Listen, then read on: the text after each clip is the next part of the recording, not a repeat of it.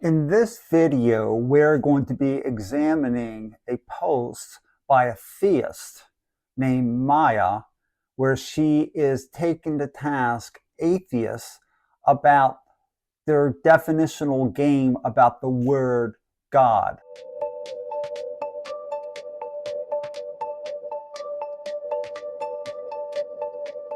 Hi, my name is Todd, and welcome to Mission Millennial Z Alpha Generations, where we share the other side of the creation story with today's youth. Let's jump right in and look at the post, because in these quick rebuttals that I'm doing of atheists and theists, this is actually number 6 of these quick 5-minute type rebuttals. I want to keep these as brief as possible. These are posts I come across quite often on the internet. Sometimes I take atheists to task, and sometimes I take theists to task. So here it is. And it goes like this. Let's see here. Let's open this up a little bigger and see what she says here. Prove God. Which God, atheist? And this is, I guess she's quoting from Carmel Fox, who's the top contributor, I guess, on some atheist site. I'm not sure. I think she is the atheist that Maya D. Othen is critiquing. And here's what she says. Atheist fallacy, proving any God. The atheist response, take your pick, and this is Maya speaking, after being asked which God, still contains a form of shifting the burden of proof fallacy, though it is slightly more subtle.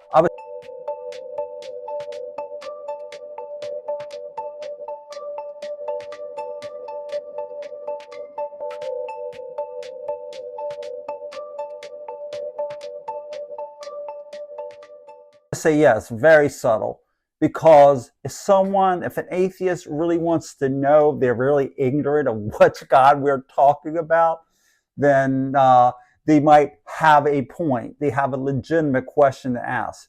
But they know, and which I'm getting ahead of myself, atheists know which God we're talking about. They're trying to make a subtle point here. It also hints at a straw man fallacy depending on how the theist responds. Here's the breakdown. So let's decrease this and read her breakdown as she puts it. She's calling this shifting the burden of proof. While seemingly more accommodating, take your pick still places the onus of proof entirely on the theist. Well, not technically, I don't think. So that's not where I'm going to agree with her here. The atheist is essentially saying, I'm not going to define what I mean by God. You choose, and then you prove that one.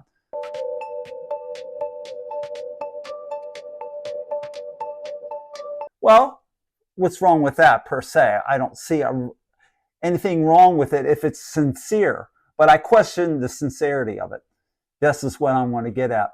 This avoids the atheist having to commit to a specific definition, which will then allow the theist to engage in a meaningful discussion.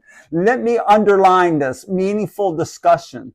There's a lot of dodging tactics that go on, and trying to say which God, there's so many of them, it's sort of like a dodge, because they know which God we're talking about. And they're not all equivalent, by the way. But it's like saying, well, what's the answer to 2 + 2 = 4? There's so many wrong answers. There can't be a right answer. Now, is that a logical fallacy?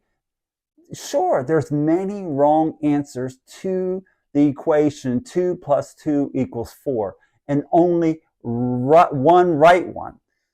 So the atheist is sort of saying that, because there's so many false gods out there, we just add one more to the mix. You're a God. Well, that's a false equivalency, because you're not actually answering the arguments we make about that one God.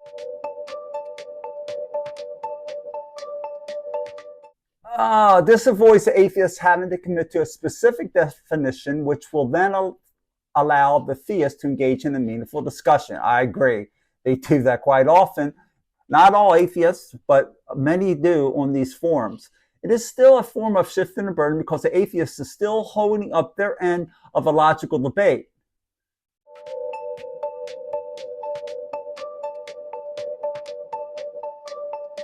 Which would be to define the terms of the debate.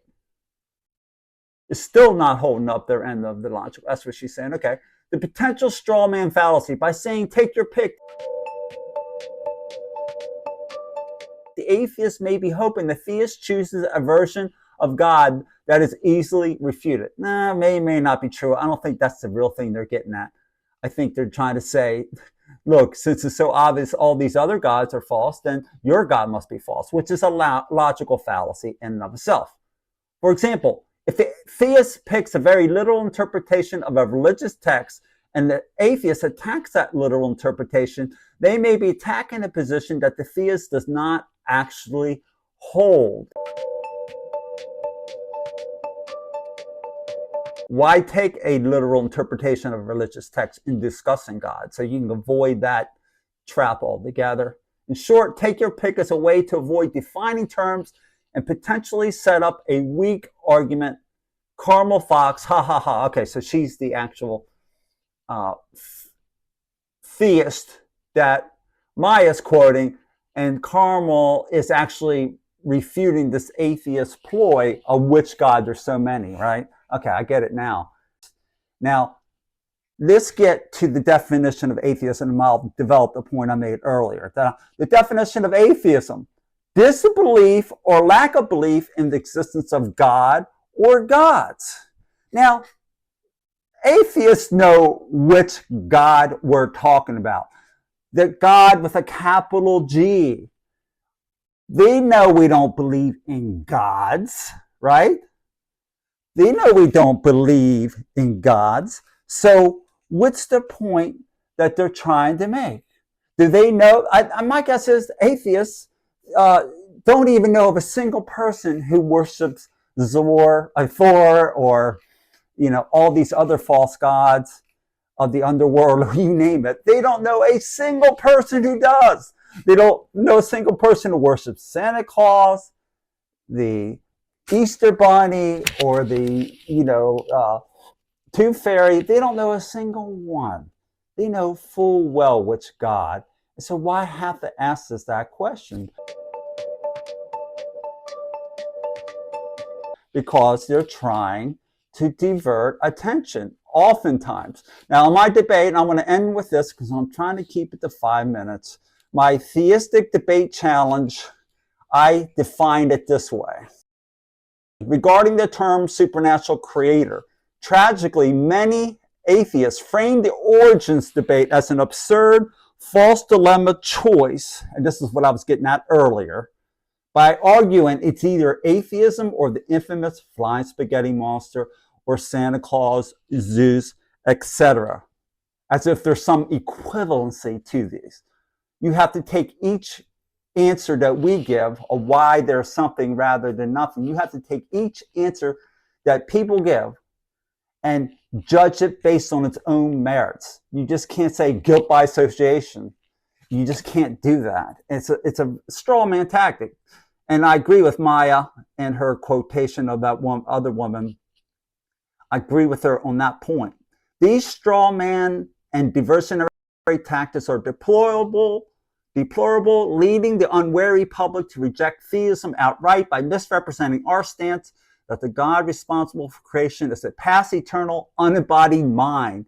That is the God of theism, and atheists know it. So they know what we're saying. So why not just get down to whether you can refute our arguments, like my arguments in the Theistic Debate Challenge, which I quoted just the introduction to. Why not deal with the arguments with solid counter arguments?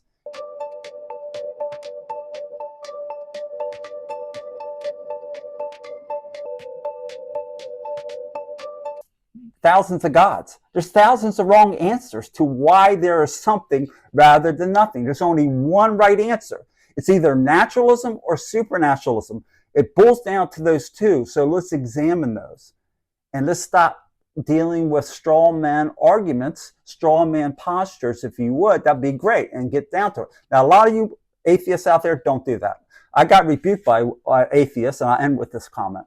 I got rebuked by atheists who says, what atheists are saying we don't have to prove anything? I said, aren't you reading the comments here? I mean, I get hundreds of them. He's the first one that actually said, of course we have proof to show that God doesn't exist, or most likely doesn't exist, as Richard Dawkins puts it. Of course we have proof, and he listed a bunch of things, which I copied, and I said, let's get to it. And yeah, most atheists on the internet forums do that dodge. So anyway, I'm not going to repeat myself, ad infinitum. I'm just going to, or ad absurdum, because you're going to not like it if you're hearing these videos be repeated all the time. But I thought I'd just take a quick swipe at that. So I'll see you in the next video.